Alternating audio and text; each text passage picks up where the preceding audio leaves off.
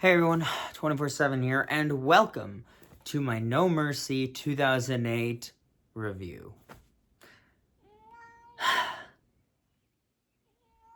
It's been a long week. I would have gotten this review out earlier this week. I'm filming this on Saturday.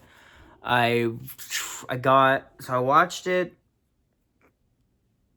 partially each of the days of the week that I could, but I worked a bunch of 12, so basically what my work tried to do was they tried cramming in a 5-day work week into 3 days.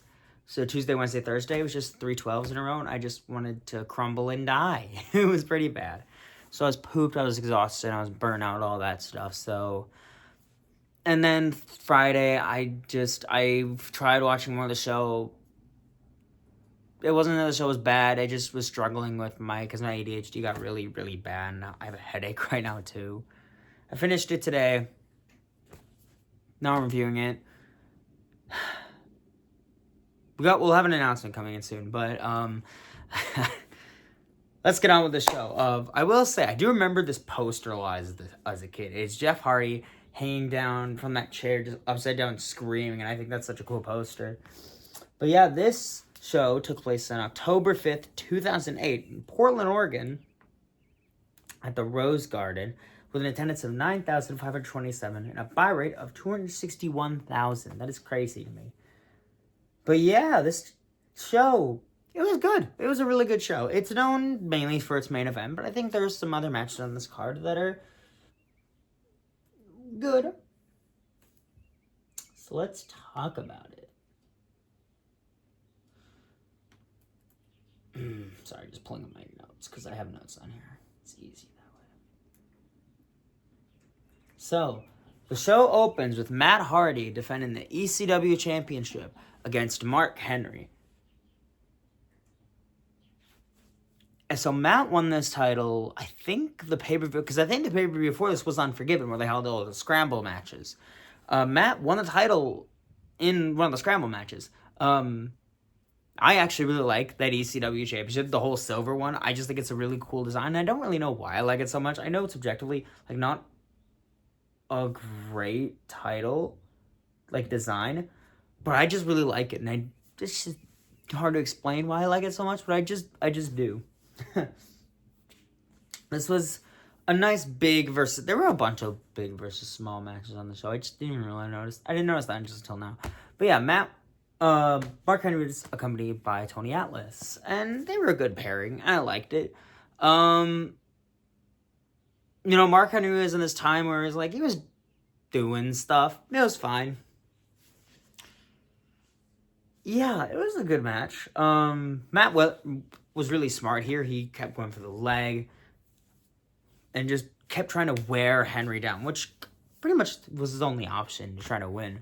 But yeah, this was a good match. Matt hit a side effect for a near fall because Matt Hardy will never win a match with a side effect ever. Matt Hardy could hit that move on the top of the Empire State Building onto a pit of nails, and the person would still kick out in 2.5.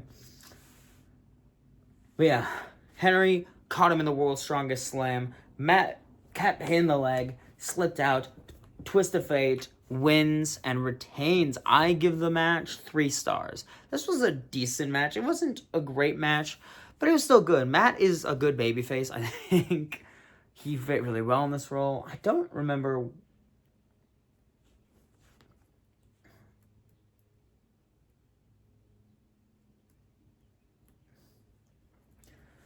I don't remember how much longer Matt would hold the title, but yeah. Good match. Next, there was an interview in the back between the other Hardy, Jeff, and Triple H, because they'd be facing later in the show for the WWE title. Triple H just does not give a shit, isn't giving Jeff the time of day even, just sitting on his phone and stuff. And Jeff is like, dude, fuck off. I'm going to take your title. Yeah.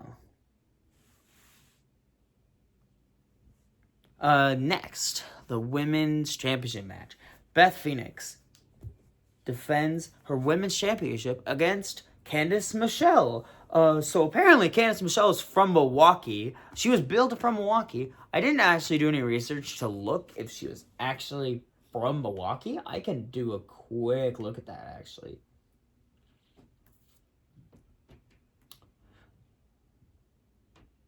Oh, she was born in Milwaukee. Huh. Cool. Yeah, another Wisconsin wrestler. That's cool. Always love seeing that. Oh, stinking cat. Sorry, my cat's being a little of a butt face.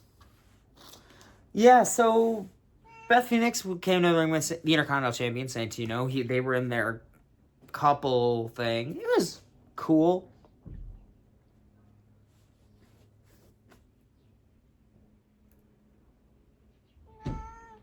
Yeah.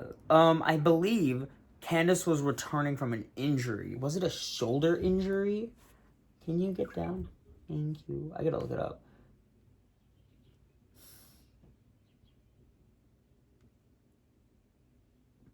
Right, because in a match with there was a match in, I believe, 2007.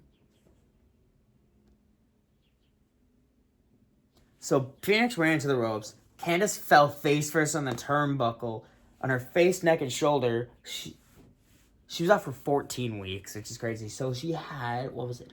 She cracked her clavicle, which is crazy. That looked painful as crap. Buddy, you gotta get down. Thank you, buddy. Weird cat. But yeah, this was a good match. It wasn't like...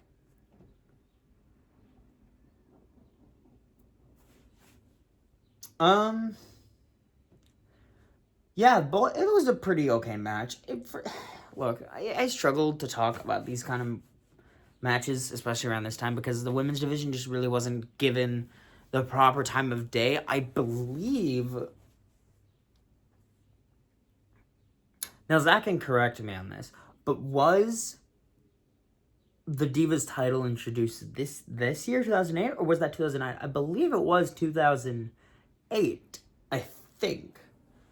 But yeah, Beth was going in with like a losing streak for some reason. I don't know why you'd book Beth Phoenix with a losing streak. But Santino was there. It was fine. Santino kept getting involved. Candice looked good. Beth looked good. Beth hit the glam slam for the win. It was less than 5 minutes. It was fine. Beth got a cool win back. It was cool seeing Santino wrestle recently, actually. Because he wrestled with his real-life daughter in person, and he can still go. So it was cool just seeing, Santino then and Santino now. It's very cool. Yeah. Kane then had a promo basically just talking shit about Rey Mysterio. And yeah, just Kane calling like Rey Mysterio and his fans monsters, which is ironic, but I think that's kind of the point. But yeah, this was leading. Sorry, my brain glitched for a second there. I'm very tired. I have a headache.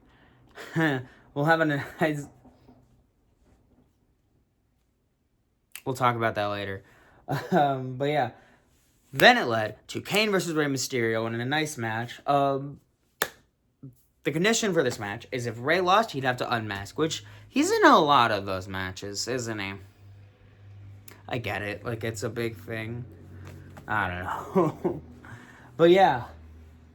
This was an actually pretty good match. These two had weirdly good chemistry. It's kind of like Undertaker and Rey have good chemistry, but these two as well. Rey's just a good underdog. You can always put him in this kind of situations, and he tends to succeed very well. And Kane is a nice, overpowered guy. But yeah, nice back and forth between these guys. Kane, so Rey, I think, was trying to go for, like, some kind of arm drag, but it turned like a DDT. It was really weird.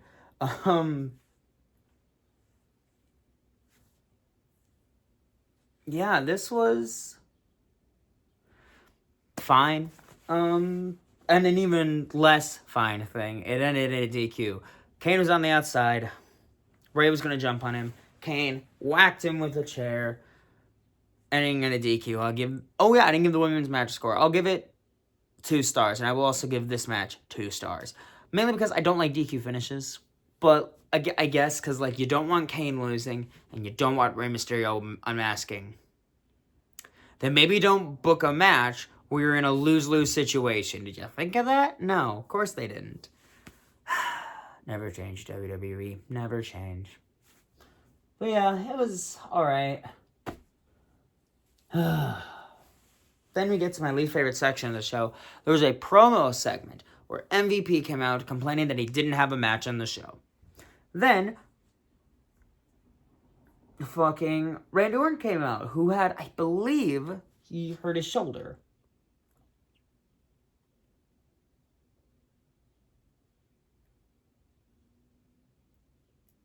Yeah, Orton had a shoulder injury, so was off TV. They were arguing for a bit. And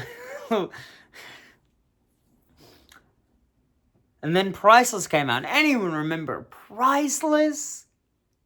No one remembers Priceless. Because that was basically Evolution just without Randy Orton. And then they had fucking Manu in there. Who the fuck remembers Manu? I certainly fucking don't. But yeah.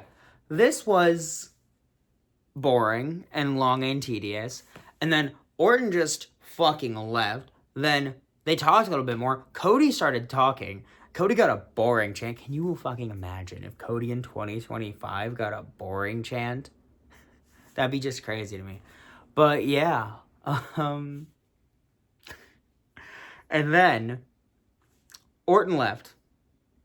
MVP tried leaving. Kofi and CM Punk came out. And they're like, hey, let's go beat up these guys. They all run to the ring. Kofi and Punk stop and let R-Truth get beat up. And they're like, fuck it, let's go help him. And then they just start fighting. Babyfaces stand tall, I guess. 10 minutes of my day wasted. Thanks, WWE. I really appreciate it. But yeah, next. In the number 1 contenders match for the World Heavyweight Championship, it is JBL versus Batista. So in a weird fucking coincidence, and I'm telling you, if we reviewed the show last year, it wouldn't have been as funny. I know it's not technically funny, but it's funny to me, because I'm trying to make light of a bad situation. JBL was upset, because this was 2008, and what happened during 2008 in the US? The fucking Great Recession. The stock market crash. Everyone was... And here we are in 2025, and gonna be in another fucking recession. It's not funny. It's actually it's really bad here. We need help. But, this was an okay match. It was so weird, because JBL was only because this is in October, and WrestleMania, I believe, was in April,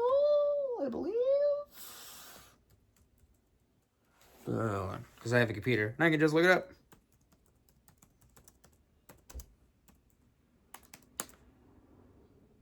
Yeah, April. So this show took place in early October, November, December, January, February, March, April. So 6-7 months. JBL would retire 6-7 months later. And then Batista would be around, him in 2008, 2009 is such a fucking anomaly to me. Because he either was hurt all the time, or he was just in the most weird fucking matches. It was so weird to me. This was fine, I guess. It was 5 minutes.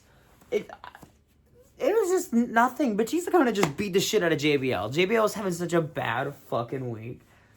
Batista hits the Batista bomb. It's 2 stars. 2 stars. It's fine. It's fine. And then JBL puts on the... I'm going to pull up my notes. So I have this when I wrote this down. So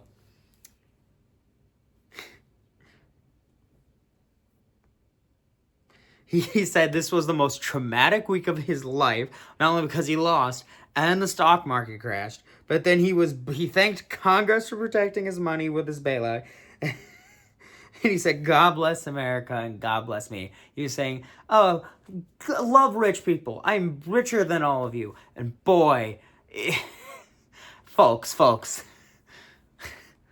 isn't that just, that almost never happens anymore, right? Totally never happens anymore. I promise. Thanking Congress. Boy, wouldn't that be interesting, though? I could never. And then Crime Time shows up on the monitor, saying they have JBL's limo, and they were going to go dancing with all the girls in the locker room.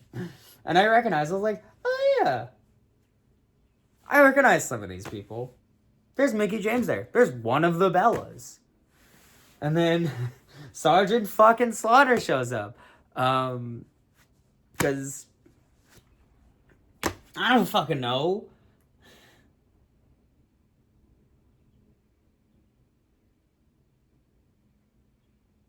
And then we get to a match that kind of surprised me. Like, I didn't, love it, but I liked it. It's The Undertaker versus Big Show. Now, these two, I don't remember ever having good matches, right?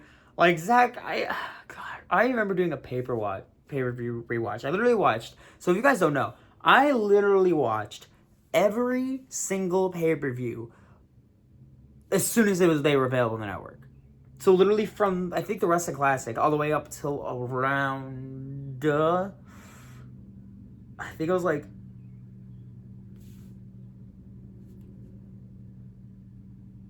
around Mania, something like that. Mania 30. Yeah, so it's been a hot minute since I've watched this show. But yeah, this match. So Big Show was teaming with Vicky and Chavo, because they were doing their little thing, and soon Edge would be involved in that. Or was Edge involved in that? No, did Edge come back from injury? I knew he came back at Survivor Series. I was like, oh yeah. Because, it's so weird. This is such a weird show to me. Because there are big guys on here. But think about it. Orton's not on this show. Edge is not on this show. And Cena is not on this show. In 2008. That's just kind of not maddening. Just really weird to me. I don't know. And, this match between Undertaker and Big Show was actually pretty okay. There was good offense in there, but Taker, he didn't look weak, but Big Show looked good.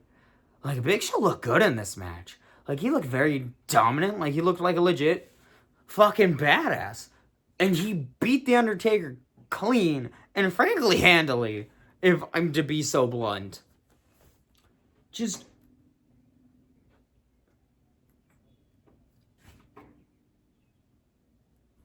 there was so Taker was fighting Big Show. He had a KO punch to Taker's head. Then he got another KO punch to his head. And then Undertaker was down, laying on the ground. Big Show grabbed Taker's fucking head like this, punched him in the back of the head, and Big Show wins by technical knockout. When the fuck do you ever see Taker lose by technical knockout? Ever? No, you don't. And it kind of made Big Show look cool. Not cool. Okay, Big Show's never cool. I don't want to say cool. He looked like an actual dominant wrestler. Oh yeah. It's kind of like that match with another match this really reminds me of. This could sound really fucking stupid. Is Big Show's match versus Sheamus at Hell in a Cell 2012. Where Big Show just remembered, oh yeah, I'm one of the biggest fucking guys here. I'm just gonna beat this shit and punch everyone. Why can't he just do that more? Why didn't he just do that more? Then again, he does have a very good choke slam. But yeah, I give this match I'm going to give it 3.5 stars. This was just a really good big hoss fight. Like, I think it might be my favorite match these two ever had, which is not saying a lot because their matches aren't great, but I did like it. Next, the WWE Championship match as Triple H defends against Jeff Hardy. Now, Jeff Hardy, the whole story of this is Jeff has always been so close, but yet so far. Like, he was so close to being WWE Champion so many times. He did it at... Because he had the ladder match with Taker in 2002. Then they really started building it here with the Scramble match at Unforgiven. Then here he loses at No Mercy. Then he loses at Cyber Sunday. And he doesn't win until Armageddon in December, end of the year. But,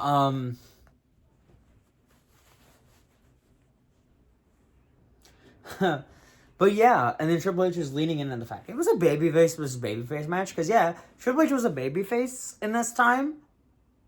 It was just a weird fucking title run for him. Because I think, because he beat Orton, I believe. Because Cena, like, didn't hold the WWE title really at all this year, did he? Because he came back, yeah. So it was mainly the year Triple H is WWE Champion and Orton. No, mainly just Triple H, now I think about it. Because didn't he defend the WWE title against Khali at SummerSlam this year? Oh, no, that's right. That's where fucking Edge was. Edge lost to fucking Taker in the Hell in a Cell match. Vicky wanted nothing to fucking do with Edge anymore. I remembered now. Sorry, I just had a moment there. But I'm completely losing the point. Triple H is very tan in this match. And this is just a good technical match. Because you don't see that. I can see that from Triple H. Because he's a master of the game. One of his favorite wrestlers is Killer Kowalski. It makes sense. But Jeff is not a technical wrestler by any stretch of the imagination. But god damn it, these two just put on a fucking mat classic. It wasn't like the greatest match I've ever seen. But it was really a damn good match. Especially for Triple H in 2008, who was nearing the end of his, like, you know, full-time career. Because he would stop being full-time only a few years later. Maybe, like, because he was full-time for 2009. And then, like, 2010, he slowed down more. And then 2011 went full part-time. But yeah, this was a good back-and-forth match between these two guys. Triple H was more heelish, but he wasn't really a heel in this match. It was just two guys out of mutual respect for each other trying to go back and forth. And it was weird seeing the crowd like both guys, but they were clearly really wanting Hardy to win. And that is the big thing. Could Jeff get to that? And I don't think he ever got caught the pedigree in this match at all. It was just Jeff kind of knew what to do and got so fucking close. Because the match ends. So Jeff blocks the pedigree. Like, Triple H has him down. It doesn't get the second arm up in time, and I love that. He almost had it, but just couldn't get the second arm locked in. Jeff, twist of fate. Swanton bomb. Jeff takes 1 fucking second. Just sits, takes 1 second, then goes to pin him. 1, 2, then gets rolled up for 1, 2, 3. Triple H retains. Jeff just falls short. Jeff Hardy falls short. Again. Just this short. If I was watching as a fan this time, I would have been so fucking mad. I would have been like, God damn it, stop doing this to me. Just give the belt to him. And they did. In December, and literally 2 months later, but hey, we got it eventually. So I am not complaining whatsoever about this. But yeah, this was a good match. I really liked it. I'll give it 4 stars. It was, up to this point, the best match. And then the main event, the 2008 match of the year, the finale of the 2008 Best Feud of the Year. Shawn Michaels takes on Chris Jericho for the World Heavyweight Championship in a ladder match. This is Tempest's favorite wrestling match of all time. This match is very good. This match is probably... Oh, I can't even say it is the best because it's something this year. There are two kinds of ladder matches. There are spot fest ladder matches that are stupid fun. And then there are these storyline ladder matches like this. And the match from the Rumble this year from Cody and Kevin. Also a great match. They're good for similar reasons. These are blood feuds that reached a boiling point. This was such a great match. These guys, I didn't love the fact that it started with the headlock, because this is a blood feud. Like, it starts at fucking SummerSlam when Shawn's gonna retire, and Jericho fucking calls Shawn Michaels a hypocrite. It was just, if you have not watched this rivalry, go back and fucking watch it. It is that fucking good. Because it pretty much starts after... Because it literally starts from the beginning of from Mania, where Batista got mad that Shawn retired Ric Flair. They had a match, and then Shawn lied to the referee Chris Jericho about being injured to win the match. And Jericho was mad that the people were still cheering for Shawn, and he called him a fucking hypocrite, which he was right, by the way. Shawn did shitty things, and people still cheered him for it. And then they'd have their match.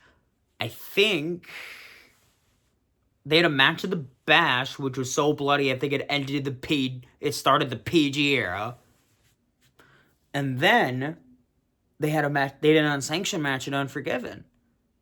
And then later in the night, in the Scramble match, because they took Punk out of the fucking match for, I don't even remember why, they gave the belt to Jericho. They put him in the Scramble match. And Jericho won. So now we have this match. And it's just a fucking great match. It's... Look, people have talked about this match for so long, and it's that fucking good. I rewatched it like 3 times. I'm not even fucking kidding. I know that's why this review took so fucking long, because I wanted to rewatch it time and time and again, because it was that fucking good. This match, not gonna lie, kind of saved the show for me, because a lot of the show I did not give a shit about. I kind of struggled to watch, but those last 3 matches, especially this one, holy fuck. It's back and forth, big spot after big spot. They do a big table crash. Shawn with that nice tentacle wrestling. They each get that spot, hope spot of climbing the ladder, and then they each have to like scramble. They don't even get to the top. They just have to make sure the other guy doesn't fucking win. Shawn has the match won. Jericho's just stuck on the ladder with one foot stuck in the rope, but fucking Lance Cade comes out. It gives Jericho just enough time to recover. But Shawn's up there, and then they do that tug of war with the belt. It's such a great fucking visual. But Jericho retains, has a fucking broken tooth, face all bloodied, and is still your World Heavyweight Champion. I give it 5 stars. It is a fucking great match. It won Match of the Year for this year. Just in all of wrestling, and it fucking deserves it. It should have gotten 5 stars. It's peak. It's like one of the best ladder matches of all time. And I stand by that. It is. It is one of the best ladder matches of all time. But yeah, the show. B-. I'll give it 7 out of 10. Because it's not a... I'll give it 7.57. It's not a bad show. It's just very okay things. But then the last 3 matches are very good and very fun. So it saves the show. But yeah, thank you guys so much for watching. Next time, this is a very special show. It has Zackinator's favorite match of all time on there. But if you want to know what that is, I suggest you watch that video. It is King of the Ring 2001. What match could be on the show? Who knows? But yeah, thank you guys so much for watching. I'll see you guys with more awesome wrestling content. And stay tuned for this coming Monday. You guys are going to love it.